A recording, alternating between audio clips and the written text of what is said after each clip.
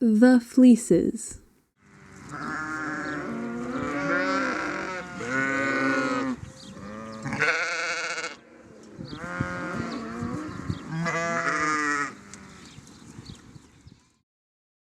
Now the sheep with thick fleeces had wool with some bounce. The sheep with thin fleeces had barely an ounce. Their wool coats weren't so odd. The difference was small. You might think such a thing wouldn't matter at all. But because they were proud, all the sheep with thick fleeces would brag. "We've got the best kind of grease on our fleeces." With their snoots in fresh hay, they would bleat and they'd snort, "We'll have nothing to do with the scraggly fleece sort." And whenever they met some, when they were out grazing, they'd clomp right on past them without even gazing. When the sheep with thick fleeces went out to frolic, could a thin fleece join in? No, that would be catastrophic. You could only play if your fleece had good crimp, and the thin fleeced sheep crimp was all limp. When the sheep with thick fleeces had ruminating release, or corn snacks, or hay, or fresh green grass feasts, they never invited the sheep with thin fleeces. They left them out of the main flock, where the grass freezes. They kept them away, never let them come near, and that's how they treated them, year after year. Then one day, it seems, while the thin fleeced sheep were moping and bloating on the bluffs so steep, just sitting there wishing their fleeces were thick, the shepherd arrived to fix their worries quick. "My friends," he announced in a voice with deep notes, "it is time for you all to shed your warm winter coats. And I've heard of your troubles. I've heard you're uneasy. But I can fix that. We can solve this completely. I've come here to help you. I have what you need. The shearers are here to work at great speed, and their work is tough, but satisfaction guaranteed."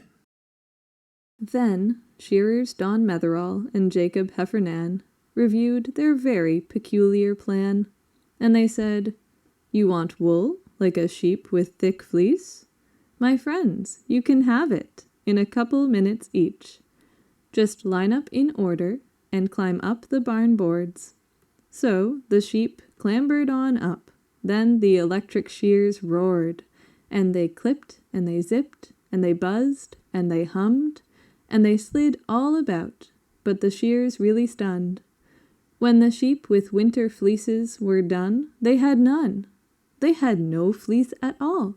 They could start from square one. Then they yelled at the ones who grew thick fleece for art.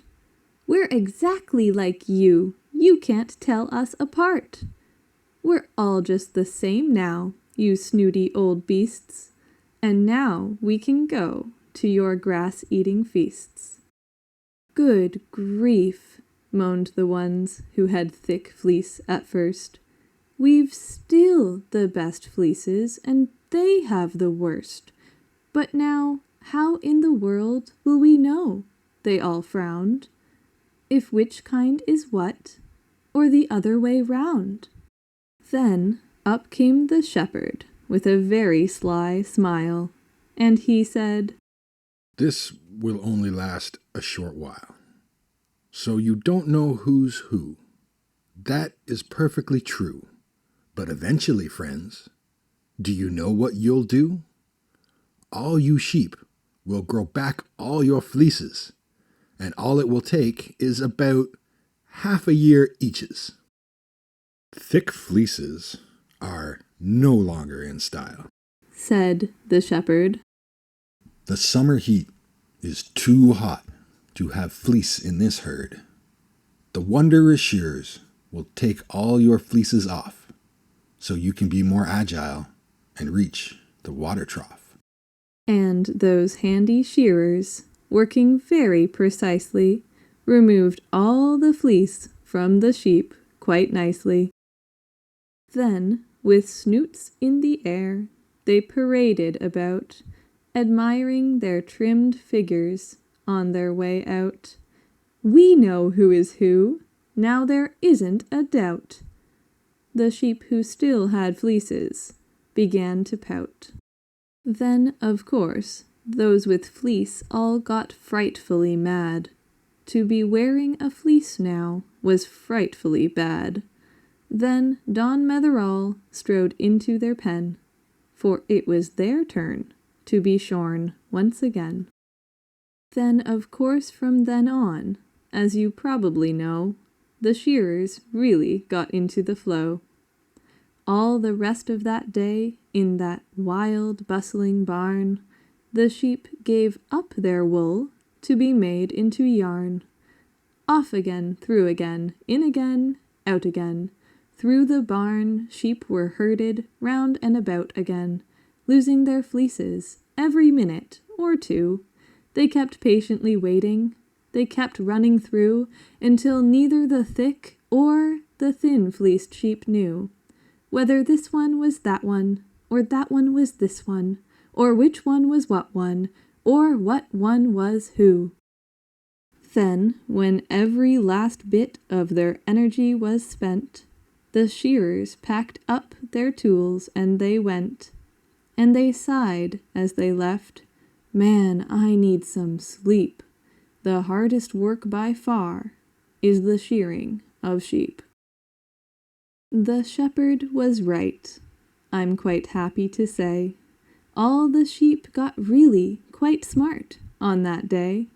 The day they decided that fleeces are fleeces, and all of their wool would help pay the leases. That day all the sheep felt lighter than air, and forgot about thick or thin fleeces on there.